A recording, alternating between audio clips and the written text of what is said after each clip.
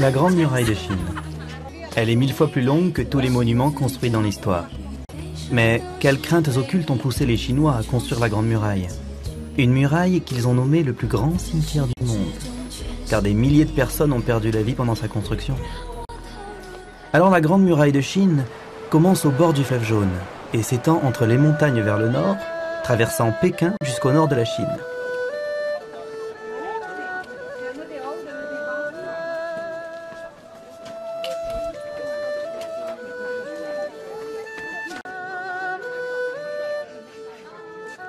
Elle a été édifiée sur les bords des plus grands fleuves. Elle s'étend à travers les déserts et les hautes montagnes. Plus de 6400 km de long. Elle est constituée de châteaux fortifiés et de tours, situés dans les endroits stratégiques. Alors vous allez me dire, pourquoi construire un tel édifice? Pour se protéger de quoi? De qui? Des nomades des plaines du Nord. Les Huns, les Mongols. On disait que rien ne les arrêtait. Qu'ils ne laissaient derrière eux que fumée et cadavres. La Grande Muraille de Chine était donc une barrière entre le monde des Chinois et celui des barbares. La Chine, se sentant constamment menacée par les nomades, avait d'ailleurs déjà commencé à construire des murailles autour des villages pour protéger les maisons. Alors qui a donc tout organisé pour construire ce rempart? Il fallait un homme puissant et très tenace. L'empereur Qin Shi Huangdi, premier empereur de Chine, 2 siècles avant Jésus-Christ. L'homme avait conquis tous les États du pays, avait organisé l'empire de cette Chine unifiée dans la terreur. Pour mettre fin à la menace nomade, il envoie 300 000 soldats à la frontière du Nord et leur impose ensuite de rester là, avec 500 000 paysans pour construire la Grande Muraille, celle qui reliera toutes les murailles existantes. Imaginez une construction de 9 mètres de haut et 4,5 mètres de large sur une telle distance, sans équipement moderne. Des milliers d'hommes sont morts d'épuisement lorsqu'ils travaillaient. La légende dit qu'ils sont enterrés sous la muraille.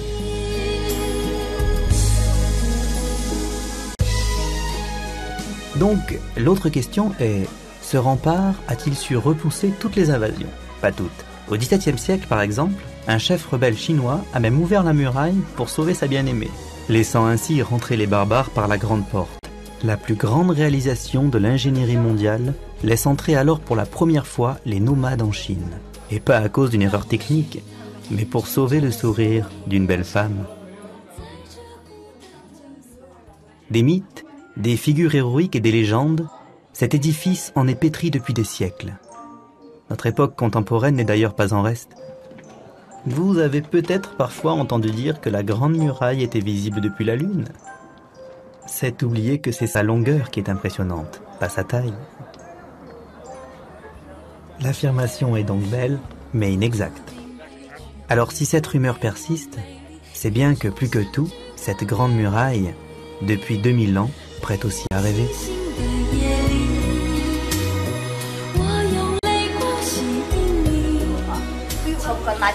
Parce que le cuivre est élastique, il est facilement fait. Et ensuite, on travaille à la surface. On fait les dessins, ça c'est le 3e partie. Ici, c'est le 3e partie, je fais les dessins. Et vous voyez, faire les dessins, il faut utiliser beaucoup de figures, comme ça, regardez les figures. Et ça va débarrer les petits. Regardez, c'est comme ça. Et d'abord, on pense les figures aux formes différentes. Et bien sûr, il faut selon un modèle comme ça. Et après, pense les figures. Après chauffer. On débarque beaucoup de petites figures. Et puis on utilise en chinois, elle s'appelle Bai Ji. Donc elle est aussi naturelle. On doit prendre un peu de soudure à la surface. Et puis on prend les vases dans le four, encore chauffé.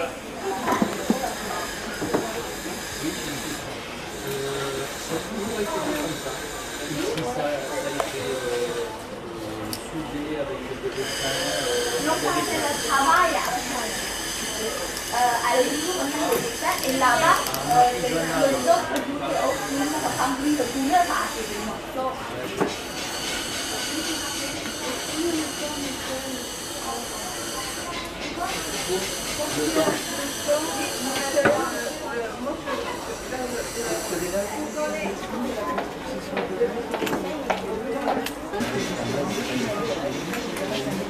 Il y a ces petites cloisons, on doit encore chauffer. Comme ça, on remplit la couleur une fois, chauffer une fois, remplir, chauffer. Il doit répéter 5 à 6 fois. Oui. Vous pouvez regarder comme ça va maintenant.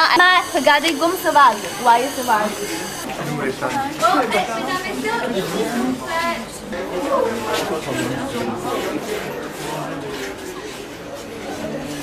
fait. Bien plus joli.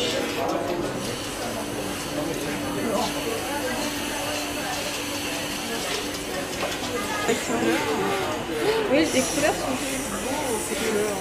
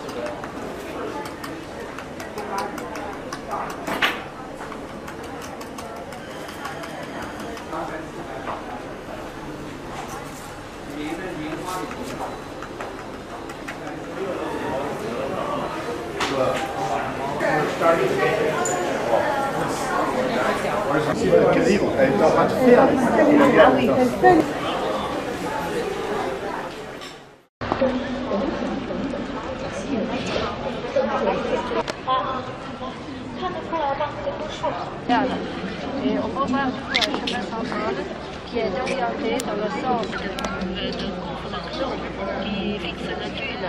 Maintenant, on a même...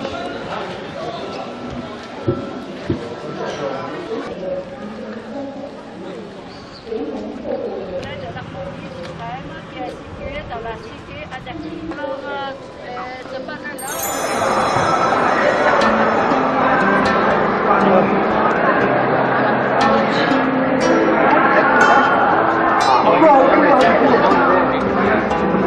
Et le soir, il appelle le petit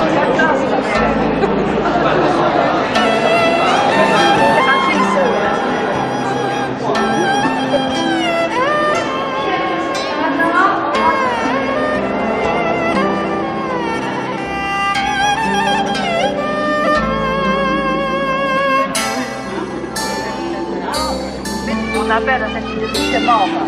On appelle cette mort.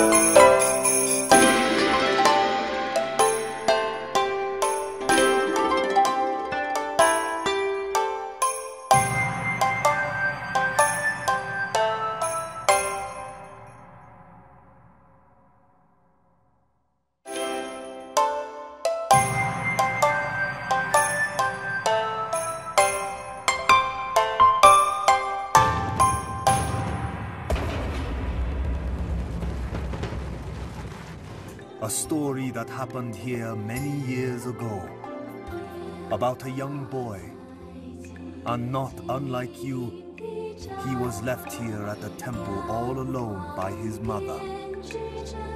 His name was Chun Yi, and he too was afraid.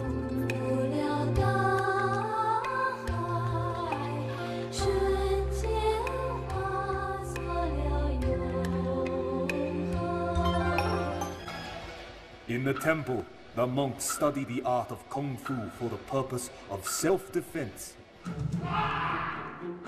Working together in harmony, the movement bonds them.